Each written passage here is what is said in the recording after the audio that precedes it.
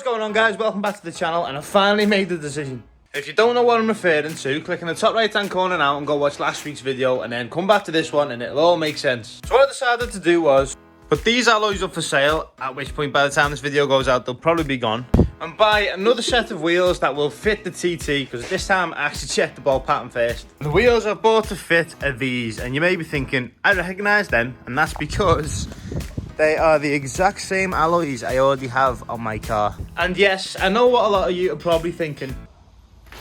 Why would you buy the exact same alloys you've already got, instead of getting the one that's broken fixed? Well, if you come over to the board of reasoning, which we don't use that often, I'll tell you exactly why I bought the same alloys. Point number one, my alloys are toast. They're all curved, one of them's got a big crack in it. They're not that great, there's loads of corrosion, all the paint's flaking off, so I just think if I'm going to do it, I might as well do it all at once. The new set of alloys that I got were a good price, 250 quid for the full set, all good tyres, not much corrosion, the paint, it's not that bad, bit tired, but it's to be expected. Point number three, an welded alloy. So the alloy that's cracked, about to get it sent off, give it to someone, let them weld it up, and then that's how they repair it. A welded alloy can always crack again, depending upon the quality of the weld. And even if it's a good weld, it can still crack because it's a known weak point in the alloy, and then I'm back to square one, so didn't really want to take that risk. The new alloys, have got much better tyres than the ones I have on my car, because the ones on my car are very close to the tread wear indicators, which doesn't do me any favours. But the new alloys, there's a set of Pirelli P0s on the front, and I'm not sure what the rears are, but the tread on them is all around about 2-3 mil, give or take, so that'll give me a good few months out of it. And last but not least, the alloys I already have on my car are 9J, which means they're 9 inches wide. So when you've got a number and then a J value when it comes to wheels, that's the width of the alloy. So those Speedline alloys, the ones I've just bought again, they're 9J, meaning they're 9 inches wide, which gives me a really good footprint on the road because you've got more contact surface. So in theory, you should have more traction, providing your tyres are alright. And it'll probably handle a lot better as a result, because the Le Mans alloys that I bought that don't fit, they're 8J, meaning they're 8 inches wide. So you lose an inch, which means you lose your tyre width, which means you lose your footprint. So gone with the 9Js again because it makes more sense to have a bigger footprint, in my opinion. So that's why I bought the exact same alloys. Well, whatever your excuse is, still think you're an idiot. Well, no one cares what you think, so keep your mouth shut. So now that that's cleared up, we'll get the alloys out, we'll start cleaning them, we can prep them for paint.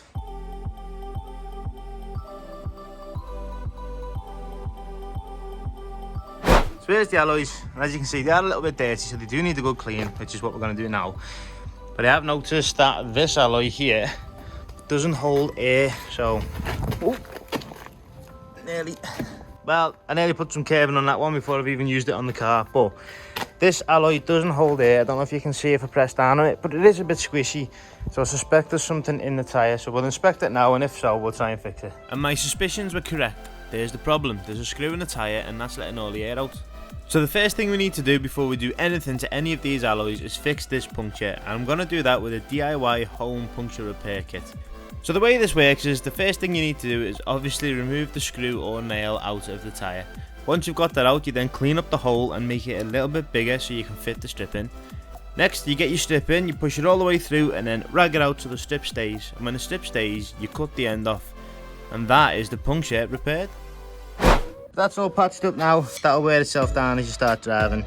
So now what we can do is get these alloys cleaned. So now that puncture repair strip is in, the tyre should hold air, and that should be it then. It will not only get you home as well, but it might last a lot longer than that, because I've had a few last me for over a year. But there's no sponsorship, I haven't been given this, and I haven't been told what to say. These kits have saved me on a few occasions, and I would highly recommend you get yourself one. So now the puncture's sorted, I need to prep the wheels, and I need to make sure that all the grease, dirt and anything else on the alloys are off, because if I don't and I start to sand it, I'll end up pushing all that dirt into the metal. When I come to paint it, it won't stick, and even if it does stick, it won't stick for long.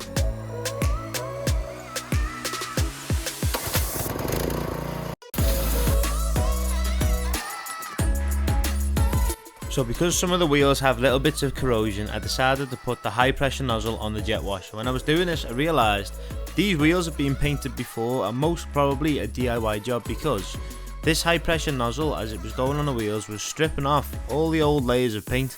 So in terms of the sanding, it took off most of the old paint, So all we need to do now is scuff up the paint that's good and we can spray them. So the alloys are clean, they've come out quite well to be fair, and 90% of the dirt is now on my face. Look at these. So I think they've actually come out quite nice, and the funny thing is, as you've just seen in the video, someone had rattle canned them before I got to them. And the jet wash I was using, when I put the powerful nozzle on it to get rid of all the corrosion around the back on the drums, took all the paint off it, and this one looks almost perfect. There's absolutely nothing wrong with it at all. But just like the rest, we're still going to sand it and we're still going to paint it. So once the wheels are dried, we're going to sand them back just to make enough of a key for the primer to stick to, and then we can prime them, and once they're primed we can spray them. So with the car being silver, I think the grey alloys look quite nice and it makes the red calipers pop that little bit more. Also, I think whenever anyone does a DIY refurb or repaint of their alloys at home, everyone goes with black, and although black is nice, especially on certain cars, I think for the TT, I kind of want to stick with the grey because the grey is nice, and I think we can make it look a lot nicer if we do it properly. And that's why I bought these. So this is an etch primer, and what an etch primer does is once you spray it over bare metal or difficult surfaces for the paint to stick to, the acidity in the primer allows it to bite that little bit better as it actually goes into the surface you're spraying, I think. I've also bought these, which is the dark grey paint I'm going to use for the alloys. So that's kind of the colour we're going for. It's like a dark anthracite, which is quite nice. And then to finish it off, we've got some alloy wheel lacquer, which will make the wheels nice and shiny. And in typical UK fashion, it started raining, as always. So we'll get the gazebo up so we can do the alloys outside, because we don't really have the space in the unit with the GTO and the Lupo in the corner. So I'll get the gazebo up and we can crack on. I know it seems backwards building a gazebo to work outside when I have a unit to work in, but sometimes you've got to do what you got to do. Whilst I'm sat here struggling away building this gazebo, I think now's the best time for you to jump down below and hit that subscribe button if you haven't already. While you're there, you might as well hit the like button if you like what you see. That way you can stay up to date with all the other project cars on the channel and the TT build entirely. Now the gazebo's up, we can crack on. So now the gazebo's up, and I think I'll just buy a fold-away one next time because that'll be a lot easier. But we've got the mats down and the alloys under the gazebo, and I think the first thing I'll do is sand away. I've took most of it off with a wire wheel on a grinder, but there was a lot of corrosion inside the barrels. So I'll have to take all that back down with some sandpaper just to get it all smooth and level. And then when it's all sanded and all the corrosion's gone, because most of it will be down to bare metal, we can get the etch primer down. We'll sand the front faces of the wheels to do the same thing, prime them, and then we can paint them. And to sand the corrosion, I'm just going to use some 120 grit on the back of my orbital sander and see how far I get.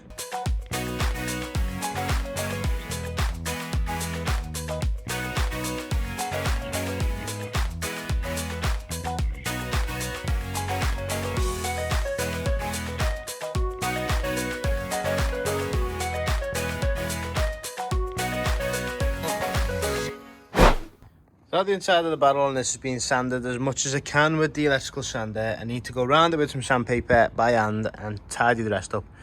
It's also left a nice alloy wheel shaped dust mark on the mat. So I'm pretty confident that you all know exactly what it is I'm doing, so I'm just going to sand the rest of them and then we'll get them primed. So now the front of the wheel is sanded and it's quite flat, as you can see.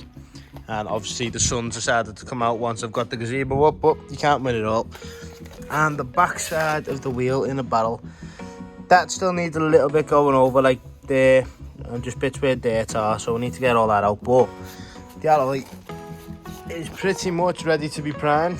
So I've mashed the wheel up to protect the tyre from the overspray, just so it doesn't look that bad when we're finished. But now it's time for the fun bit. We'll get a few layers of this primer down to give the paint a really solid base, and then we can get the colour down and see how well these wheels have actually turned out. So that's the first wheel primed, and I'd say it's gone down pretty well. It's got a nice flat smooth finish and ready for the paint. And here it is, the colour coat. Because we've got the sun behind us, you can actually see the full depth of the colour as it's going down, and when the paint's still a bit wet, it gives it a nice glossy finish, so you can see what it'll look like with the clear lacquer on. And I'd be lying if I said I was anything other than over the moon with how this colour's coming out. So now we've got to let the colour coat dry, and then we can get the clear on it to make the wheels look nice and shiny, because out the can the paint is quite satin, it's quite a flat finish. And now for the clear coat. This is what will give the wheels that nice glossy shine and finish them off quite nicely.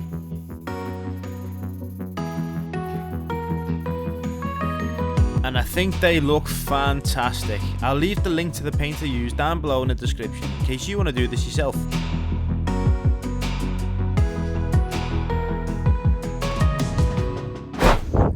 The only thing left to do now is fix.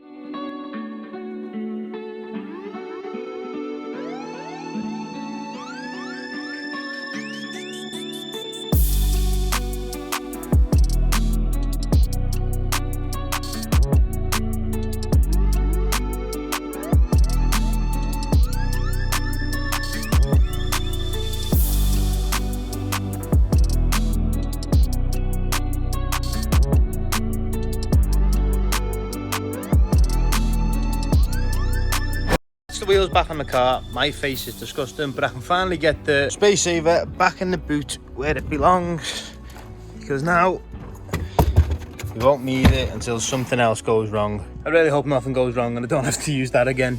But that's the space saver back in, and hopefully I don't have to use that again for a while. TT really needs a good clean. But now all the wheels are on and they look amazing, so I'm really glad that we did it. It was a lot of work, a lot more work than I thought it was going to be, but it was definitely worth it. And I'm really glad we went with the grey, because I think the grey offsets the silver quite nicely, and it's a bit better than the black in my opinion. But the grey will also make sense in a very, very future video, because I am planning on changing the colour of my little TT, and the new colour I'm going with will look really good against the grey. It still would have looked good with the black, but I think the grey will make the colour pop a little bit more, and it helps to see the calipers as well. But there she is. I made it with the way it looks, and they've came out well better than I thought they were going to, especially for a rattle can job. There's the old alloys, one of which I'm going to keep as a spare because I'll need to. The tyres are actually still pretty good on them, but the alloys themselves aren't the best, so I need to figure out what I want to do with them. Example A, yeah, it's not great. That's going to be it for this video, guys. I'm going to have to go home and wash my face and everything else. But if you liked what you see and you want to see more, remember to like, comment, subscribe, hit the notifications bell so you get an update every time I post a video, and I'll see you in the next one.